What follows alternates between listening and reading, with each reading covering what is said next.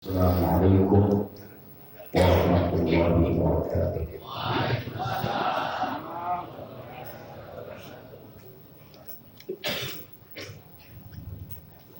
Alhamdulillahi wahidil qahhar al-azizil ghaffar muqaddirul aqdar musyrifil umur muqawwidil layli 'ala an-nahar tafsiratan lidawil qulubi wal absar. Asyhadu an la ilaha illallah iqraran bi rububiyyah wa asyhadu anna muhammadar rasulullah i'tirafan min huwa. Allahumma shalli wa sallim wa barik ala sayyidina Muhammad wa ala alihi wa sahbihi ajma'in, amma ba'd.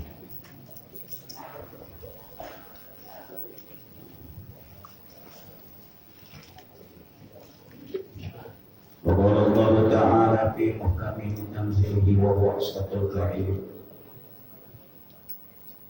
A'udzu billahi minasy syaithanir rajim. Wa man a'rada 'an dzikri fa inna lahu ma'isyatan dhanka. Wa Rasulullah sallallahu alaihi wasallam wa hasuna amaluhu. Fadilul mukarram para asatidz, para kiai, para sesepuh, jamaah sekalian yang mudah-mudahan kita di pagi hari ini Allah pandang kita dengan pandangan kasih sayang, dengan pandangan rahmat-Nya, dan mudah-mudahan Allah jadikan kehidupan kita di alam dunia ini bermanfaat dan berkah. Yang sama-sama saya hormati dan muliakan, terutama para guru-guru kita hadir di tengah-tengah kita, Bapak Kiai Haji Dr. Taufik MPD, juga hadir di tengah-tengah kita Bapak Kiai Haji Dr. Anas Mahmudin, Bapak Kiai Haji Ali Haidar, Bapak Kiai Haji Miftah Zainuddin Ishaqi, Ustaz Taufik Ta'wal bin Jamil, juga Ustaz Hasan Ustaz Hasan, Ustaz Haji Muhammad Yunus, juga Pak Ustaz Haji Abdurrahman MA, dan hadir juga, ini mendingan saya sebutin aku ini ceramah aku saya.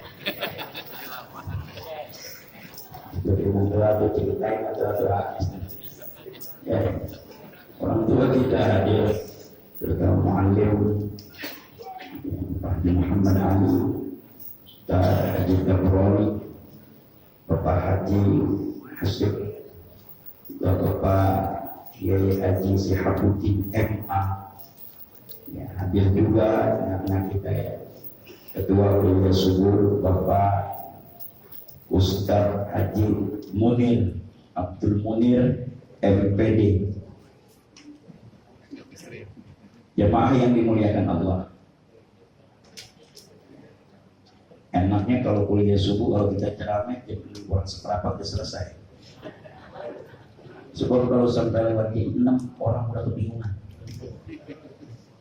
Ya, soalnya kenapa? Baru datang udah dikasih berkat. Makanya jangan lama-lama.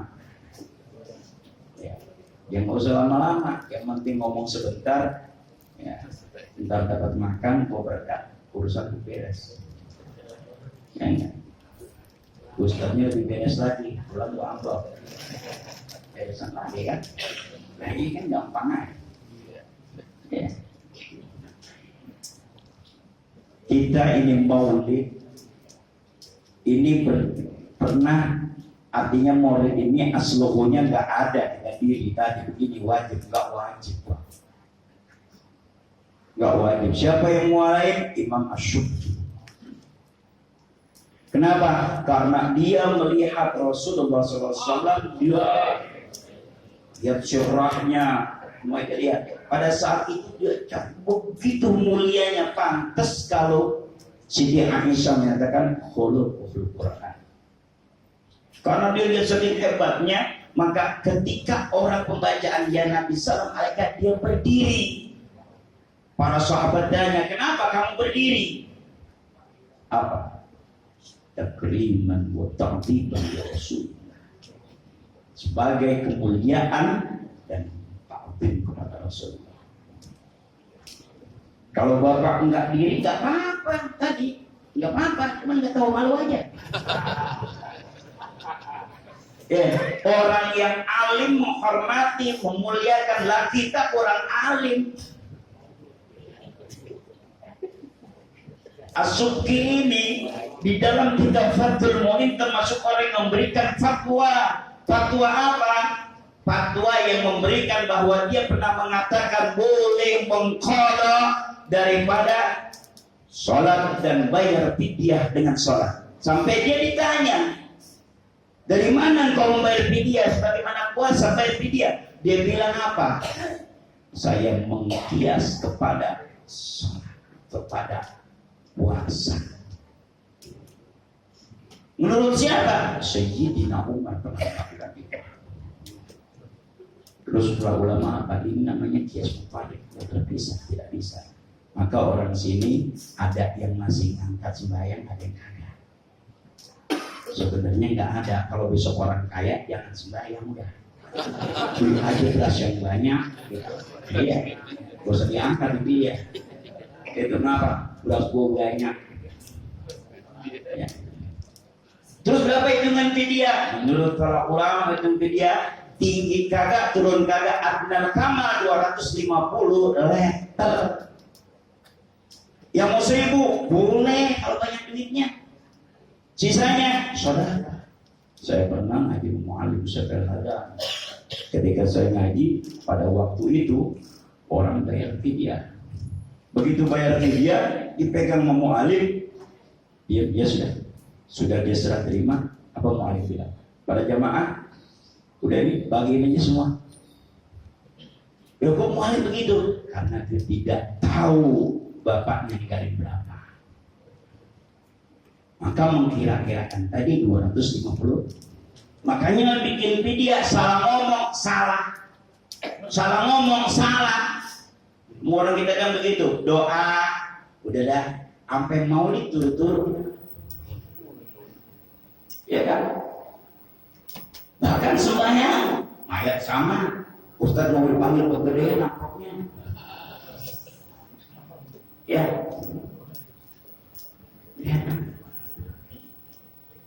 Kan kita sembahyang jenazah yang buat kita ada rakaat keempat buat kita. Allahumma la tahrimna ajrahu wa la taqtina ba'dahu waghfir lana wa lahu. Ya Allah, jangan haramin pahala saya membayang dia. Bukan semuanya. Makanya boleh. Kalau mau lebih banyak mah boleh. Tempatkan dalam kitab Fathul Qarib. Salah dari takdir. Allahumma inna hadha abduka wa abdaika kharaja min rafi dunya, kharaja min rafi dunya wa sa'ad wa mahmudi wa ahibah. Panjanglah.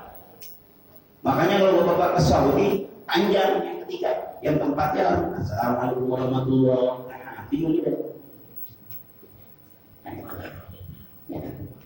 Saking momen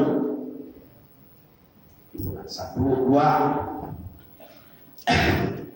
Mana lagi yang muliakan? Ada dalam kitab Tanqihul Hafiz Al-Imam Nawawi. Ini kita asalnya kalau sembahyang. Asyhadu an la ilaha illallah, asyhadu anna Muhammadar Rasulullah. Bapak ngecapkan ini? Kenapa ngecap? Emang begitu ajarannya. Lu ngaji yang benar. Kenapa? Adam ketika diciptakan itu diciptakan replikanya dulu. Setelah Salat mereka itu 40 hari sampai iblis meneriak, ini bakal musuh gua. Belum ada nyawanya dia bilang bakal musuh gua, makanya ada orang yang nggak kenal bakal musuh gua dia. Namanya dia lagi. Dan terbukti bahwa itu tadi Adam baru ditiupkan ruhnya pada hari Jumat tadi. Makanya Adam ingat. Ketika Adam dapat dosa, dia minta, dia berdoa atau Imam Muliknya terima dulu. Nabi Adam dia terima juga. Kenapa? Ketika dia menyebut Nabi Muhammad, ditanya, dari mana dengan kemuliaan Nabi Muhammad itu bisa diampuni Adam punya dosa? Dari mana kata Nabi Muhammad dalam kitab Salwatul Ahzan? Kata Adam begini, lamma khalaqtani, tatkala kau ciptakan aku ya Allah, wa nafakhta ruhi, engkau tiupin roh ke dalam tubuhku, fatahtu aini, kebuka kedua mataku, fara'aitu ala safil arsi, aku lihat di bawah aras menggantung la ilaha illallah Muhammadur Rasulullah. Subhanallah. Bukan hanya itu, Nabi Adam ketika diciptakan itu Jibril ngikutin terus, malaikat itu demen sama Adam, demen banget Nabi Adam itu. Gimana? Akhirnya kita mau diikutin orang kan begitu, kata Nabi Adam, ngapain merepotin gue ya? Ngikutin mulut. Adam, bukan aku senang kepada kamu, aku menyintaimu, aku senang kepada kamu karena ada nur Nabi Muhammad dalam tubuhmu.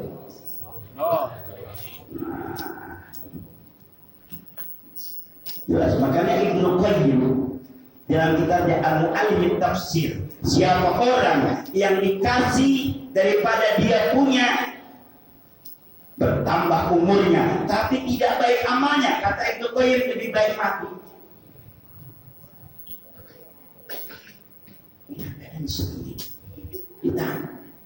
Akhirnya Nabi Adam bilang, ente ngikutin anak terus mau ngapain? Apa ya? Bukan karena ente, karena ada Nabi Muhammad.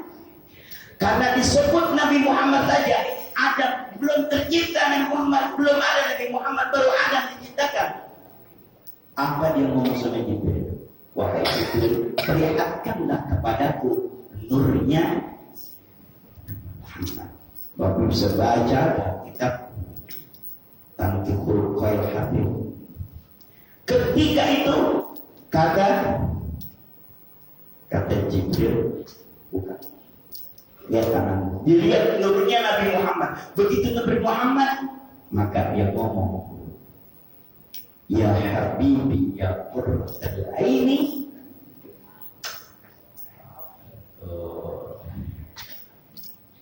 Ikan, Masya Allah. Kata para imam ini, salah satu yang saya rujuk itu wajib berlalu syafaat, wajib bersyafaat.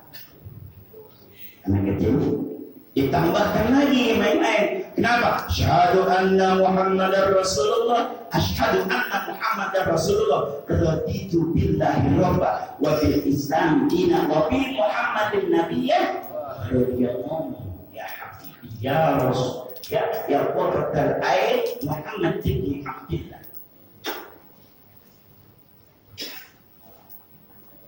Itu diterangkan. Itu maknanya bahwa jangan ngikutin itu bacaan, makanya tadi itu mengaji. Kita orang gini apa itu? Kolom aja. Loh, repot urusannya. Main kolom aja. Iya. Ya. Sampai ngaji sampai sekarang sudah sama. Begitu komat ini ngomong, asyhadu an la ilaha illallah, asyhadu anna Muhammadan rasulullah, alal falah, qomat islah, dia bilang, la ilaha illallah, bukan la ilaha illallah Muhammadur Rasulullah. Allahumma rabb hadhihi ad-da'wati at-tammah wa salatil qa'imah, salli wa sallim ala sayyidina wa ati suhdahu yaumal qiyamah. Itu bulan ngaji, makanya kalau semua alhamdulillah Ustaz dapat kita berbahagia. Sekolah lagi kita jadi Masya Allah, itu buka kitab semuanya. Cuma kan kita begitu, ngaji. Kita ya makanya mantap. Rajin banget ya syukur menyender mulu. Ngajinya rajin ya. Saya ingin mu'alim Syekh Al-Hadami, kalau engkau seorang dakwah, kalau engkau seorang ustaz, engkau seorang kiai, jangan lepas engkau baca kitab, engkau menelaah kitab paling minim 1 jam sehari. Kalau engkau sudah tidak tahu bahwa engkau khussu kal Yahudi, engkau akan cerita yang kagak-kagak seperti orang Yahudi.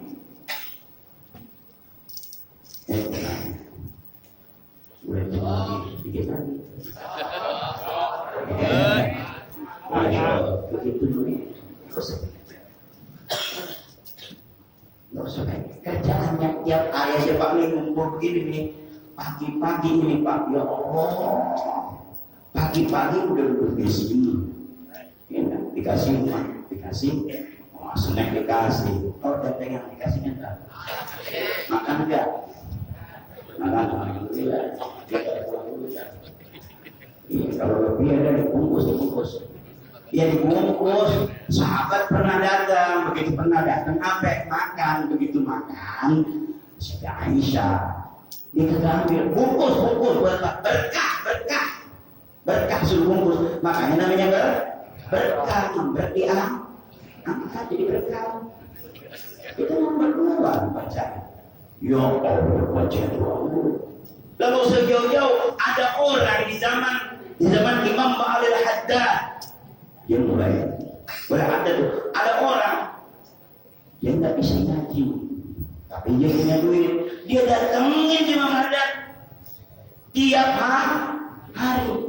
Yuk ambil, tapi masih nggak bisa. Udah dah, dia sedikit sebentar duduk di sini, begitu. Kenapa? Biar saya berkah. Biar saya, kalau sekarang mau ustaz, belum aku ustaz. Kalau orang pengen didatengin kiai berhaji, ini mah kagak datang ke rumah kiai bawa makanan, mau bawa apa? Rokok kiai habis di situ. Keterusannya, la ilaha illallah, subhanallah. Imam Busairi itu belajar nggak lama, cuma 3 bulan jadi orang alim. 3 bulan orang alim. Siapa yang ngajarin? Nabi Allah Khidir alaihissalam. Yang sering dibaca namanya Muhammad banyak dimanakan alaihissalam. Khidir itu dari kata khudro. Kenapa? Khidir itu artinya hijau. Kenapa? Kalau dia dijerami yang kering, dia dudukin, dia bangun, hijau lagi dijerami. Itu kata Khidir. Itu Imam Busairi pernah didatengin. Kalau kita nyari Nabi Khidir kan, Imam Busairi lagi nyapu didatengin. Waalaikumsalam. Biasa aja. Apa dia? Ini lagi ngomong saya ini mah. Lagi ngomong saya. Emang lu gak kenal gua? Kenal banget. Ente kenal siapa? Khidir. Orang-orang pengen ketemu saya. Apa kata Guru saya? Guruku saja sudah cukup, tidak perlu engkau. Guruku saja sudah cukup, perlu engkau. Lihat begitu alimnya. Kalau kita kaya, iya, ada pejabat, ada kiai, ada guru kita, tinggal aja guru kita. Ada yang gitu. Dalam kitab Irsyadul Ibad ila Sabilir Rasyad dikasih sama Imam Nawawi, termasuk tidak menghormati orang alim. Nggak usah orang alim, kerjaan orang alim. Tahawwin tidak termasuk fikih. Orang alim, kerjaan orang alim kita nggak demen. Ini orang soleh banget, dia sebuah yang mulu, diwirid mulu. Ini akan duduk. Ya ini, lihat toh. Kita gitu tadi. Begitu enggak? Dikit. Yang kita begitu. Benar begitu. Itu mudah begitu. Kata Imam Nawawi, susah sampai hati ini. Makanya Imam Nawawi bilang, ketika kalian sudah selesai mempelajari tafsir, ketika kalian sudah mempelajari hadis, ketika mempelajari dan ilmu lain, maka pelajarilah ilmu batin pada ilmu hati. Makanya seorang ulama paling tidak dia belajar Tibun Nabawi. Orang ulama, ustaz, pinter zikir, pinter ngobatin, lah repot urusannya. Ini kerjaannya Pak, pernah saya pergi ke Parung. Ini kiai dari Mesir. Wah, luar biasa nih kiai. Dia punya santrinya itu baru 20 orang. Tuh santri bandel banget. Akhirnya naik ke atas toren. Begitu turun, celeng. Sampai kemasukan setan. Bingung nih kiai. Weh, gak wirid, ilmu doang. Ini gak percaya, dia bingung. Gimana ini? Dia bingung, ya Allah, mana nih murid? Namanya masih muda. Gimana bingung? Akhirnya dia masuk ke kamar, dia nangis saja. Dia nangis saja. Pas dia selesai nangis, lah santrinya baik. Begitu baik, dia datang ke rumah gurunya. Mama Sempur. Dia datang ke situ. Kenal Mama Sempur, Pak? Kalau ke Talang dulu. Datang ke situ. Begitu datang, Kiai, saya mau belajar ilmu ilmu niup. Lah kudu bisa tuh ilmu niup. Nah, repot bentar. Kudu bisa. Kayak model harus bisa ditiup-tiup aja, bisa tiup aja nah. Iya. Atau kayak nggak tahu ilmu gitu ditanya, Pak, emang keluar ada kodamnya? Bingung lagi orang dia ngaji. Ngaji dong, ada. Sekedar ngetol mah boleh. Baik, dia ngomong sama gurunya, lu bagaimana akhirnya? Saya bingung, saya nangis saja. Jadi saya minta ilmu, ya udah besok kalau begitu lu nangis aja lagi. Begitu. Masya Allah, luar biasa. Ya, kalau bicara Rasul Pak, ya Allah Subhanallah, udah nggak ada tanya dah. Ada orang pernah datang, dia baca Taurat, dia baca Jabur. Nabi Muhammad, dia baca Nabi Muhammad, dia robek. Dibaca lagi, tambah 2, dia robek, tambah lagi 3, dia robek, mau habis tambah banyak Nabi Muhammad. Dia pengen tahu Muhammad kayak apa. Dia datang ke Madinah. Begitu dia datang ke Madinah, Nabi Muhammad baru saja meninggal dunia, baru 3 hari. Udah begitu dari jauh dia ngomong, Assalamualaikum ya Rasulullah. Gak ada Rasulullahnya. Sahabat doang, mau dijawab salah, nggak dijawab salah. Gimana ceritanya ini? Bang. Nggak dijawab ini. Dia bilang, Assalamualaikum ya Rasulullah. Rasulullah udah meninggal, kami lagi bergabung. Oh. Ali mana Ali? Orang sama gitu kalau manggil Ali aja. Kayak gitu. Kopi. Ya, ini bahasa. Dan kerjanya orang Yahudi kan begitu, Pak. Kalau ngomong selagu-lagu dia, yang paling sopan orang Jawa paling sopan, Pak. Orang Jawa paling sopan Jawa. Baik saking sopannya, kepala taruh belakang. Sopannya itu. Ya Allah. Nanya dia. Disampaikan Ali mana? Akhirnya apa? Ada nggak yang ditinggalin Nabi Muhammad?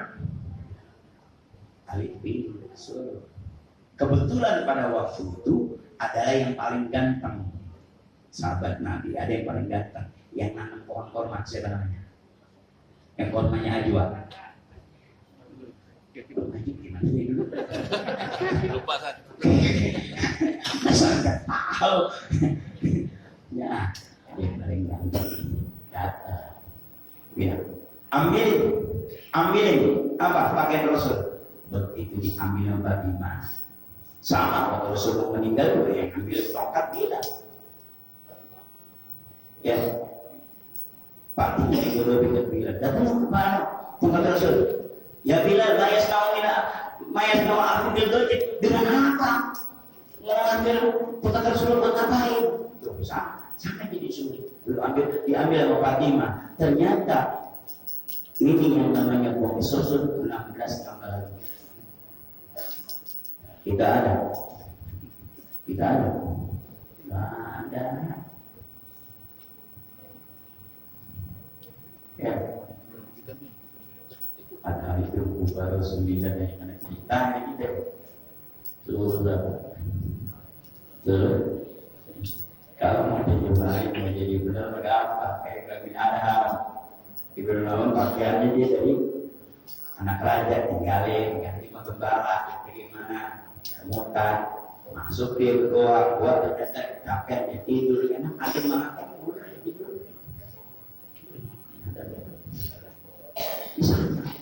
Begitu sampai ke dalam masjid, bahwa itu para sahabat ciumin itu namanya bagus. Yang dicium betul sahabat, itulah ketahuan begitu wanginya surga. Mereka cium kagak hilang baunya. Dan 16 besok kita beli tempat lain. Emang mungkin akhirnya bagi cium aja. Habis. Cerita begini. Benar dia bersaksi. Begitu dia bersaksi, syahadu lillahi wa syahadu anna Muhammadan. Dia sungguh minta dunia.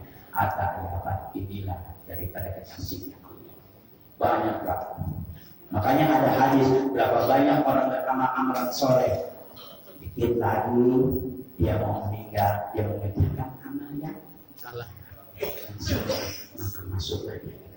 Sudah sahasta Pak. Sultan dia salah tinggal bilang. Akhirnya masuk ya. Berapa banyak orang beramal amalan neraka, harga surga sama nerakanya sudah sehasta. Nyomong aja nyampe. Begitu juga tidak boleh datang jeleknya. Maka dia beramal dengan amalan neraka. Masuklah ke dalam neraka. Enggak ada yang tahu kita bagaimana. Enggak ada yang tahu. Mau sejauh-jauh kita. Saya bilang, Bapak baca kitab Tarihul Gopilik, ada cerita di belakangnya.